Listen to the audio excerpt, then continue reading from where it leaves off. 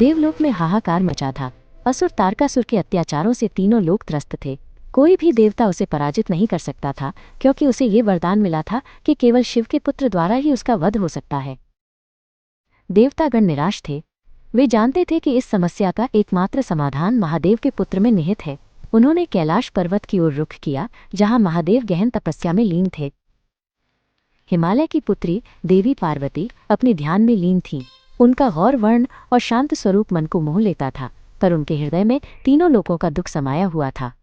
वे जानती थीं कि इस समस्या का समाधान उनके और महादेव के मिलन में छिपा है। समय के साथ महादेव और पार्वती का मिलन हुआ और एक दिव्य बालक का जन्म हुआ। वो बालक, जो कि तीनों लोगों की आशा था, स्कंद के नाम से जाना गया। उधर तारकासुर का अहंकार बढ़ता जा रहा था। उसे अपने वरदान पर इतना भरोसा था कि वो किसी भी शक्ति को तुच्छ समझता था। उसके अत्याचारों की गूंज हर दिशा में सुनाई देती थी। देवताओं ने पार्वती से विनती की कि वे अपने पुत्र को इस महायुद्ध के लिए तैयार करें। उन्होंने कहा, हे देवी, केवल आपका पुत्र ही इस दुष्ट का अंत कर सकता है। अपने पुत्र को युद्ध के लिए तैयार करने हेतु पार्वती ने एक नया रूप धारण किया। ये रूप था स्कंद माता का, जिसमें मातृत्व का स्नेह और युद्ध की शक्ति दोनों समाहित थे। उनका स्वरूप अत्यंत शुभ्र और निर्मल था, जैसे कि शुद्धता और पवित्रता का प्रतीक। वे कमल के आसन पद्मासन पर विराजमान थी। उनके 4 भुजाएं थीं। एक भुजा में उन्होंने अपने पुत्र स्कंद को गोद में उठाया हुआ था, जो अभी भी एक शिशु थे। उनकी अन्य 2 भुजाओं में कमल के फूल थे, जो पवित्रता और वैराग्य का प्रतीक थे। ये फूल दर्शाते हैं कि शक्ति के साथ साथ मन की शांति और शुद्धता भी आवश्यक है। उनकी चौथी भुजा वर मुद्रा में थी, जो भक्तों को वरदान देने का संकेत देती है। यह मुद्रा दर्शाती है कि वे अपने भक्तों की इच्छाओं को पूर्ण करने वाली हैं। उनका वाहन एक शक्तिशाली सिंह था, जो साहस और पराक्रम का प्रतीक था। सिंह पर सवार होकर स्कंद माता अपने पुत्र के साथ युद्ध के मैदान की ओर बढ़ीं। स्कंद माता ने अपने पुत्र को युद्ध की कला सिखाई। ये केवल शस्त्रों का ज्ञान नहीं था, बल्कि चेतना की शक्ति को जागृत करने का पाठ था। उन्होंने उसे बताया कि सच्ची शक्ति भीतर से आती है। उन्होंने स्कंद को समझाया कि चेतना ही वो शक्ति है जो हर जीव में जीवन का संचार करती है। जब तुम अपनी चेतना को जागृत करोगे तो कोई भी शत्रु तुम्हें पराजित नहीं कर पाएगा, उन्होंने कहा। स्कंद ने अपनी माता के हर उपदेश को आत्मसात किया।